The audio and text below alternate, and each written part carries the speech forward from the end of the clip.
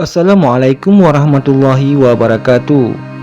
Jauh sebelum diutusnya Nabi Muhammad SAW, pernah ada seorang yang luar biasa prestasi kejahatannya. Ia telah membunuh 99 orang tanpa alasan yang benar. Namun demikian, tiba-tiba tergerak dalam hatinya untuk bertaubat. Hanya saja bimbang apakah masih ada peluang baginya untuk kembali ke jalan kebaikan. Orang-orang di sekitarnya menyarankan agar menemui seorang rahib untuk menanyakan hal itu. Ketika tiba di tempat kediaman sang rahib, ia menceritakan kegundahan hatinya dan keinginannya untuk bertaubat. Sang rahib bertanya, "Apakah kesalahanmu itu?" Ia berkata, "Saya telah membunuh 99 orang tanpa alasan yang benar." "Apa?" seru sang rahib penuh kekagetan. "Membunuh 99 orang. Tidak ada jalan bagimu. Tempat yang tepat bagimu adalah neraka." Lelaki itu sangat kecewa sekaligus marah. Ia sadar bahwa kesalahannya memang begitu besarnya, tetapi cara sang rahib menyikapi dan memvonis ia sangat melukai perasaannya.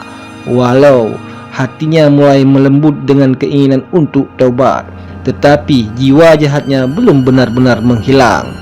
Tanpa banyak bicara, ia mengambil pisaunya untuk membunuh sang rahib. Genap sudah 100 nyawa tidak bersalah yang melayang di tangannya. Tetapi panggilan ilahi untuk bertaubat terus terganggu perasaannya. Hanya saja ia tidak tahu harus bagaimana. Suatu ketika ada orang yang menyarankan untuk menemui seorang yang alim di suatu tempat, dan ia segera menuju ke sana. Ketika tiba di tempat tinggal sang alim, ia menceritakan jalan hidupnya. Tetapi ketika ia menggenapkan pembunuhan yang ke-100 pada diri sang rahib dan tentu saja keinginan untuk bertaubat, sang alim yang bijak itu berkata, "Tentu saja bisa. Dan tidak ada seorang pun yang bisa menghalangi keinginanmu untuk bertaubat. Tetapi tinggalkanlah tempat tinggalmu itu, karena di sana memang kota maksiat. Pergilah ke kota lain, karena di sana banyak orang yang beribadah kepada Allah. Beribadahlah engkau bersama mereka dan jangan pernah kembali ke kotamu itu. Insya Allah engkau akan memperoleh ampunan Allah dan dimudahkan jalan kepada kebaikan." Lelaki itu segera bangkit ke kota yang dimaksud sang alim. Tetapi di tengah perjalanan kematian menjemputnya, datanglah 2 malaikat untuk menjemput jiwa lelaki itu. Sang malaikat rahmat dan satunya malaikat azab, siksa. 2 malaikat itu bertengkar dan masing-masing mereka berhak untuk membawa jiwa lelaki itu. Sang malaikat rahmat berkata, "Ia telah berjalan kepada Allah dengan sepenuh hatinya."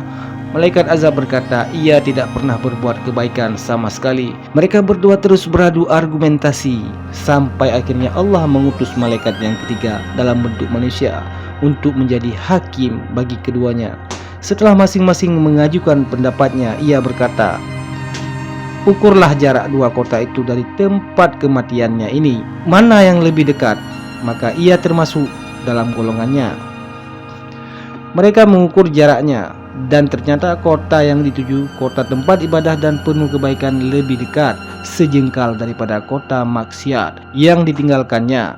Maka jiwa dibawa oleh malaikat rahmat dan ia memperoleh ampunan Allah Subhanahu wa Ta'ala. Dalam riwayat lainnya disebutkan sebenarnya lelaki itu belum jauh meninggalkan kota maksiat tersebut, tetapi Allah memang berkehendak untuk mengampuninya.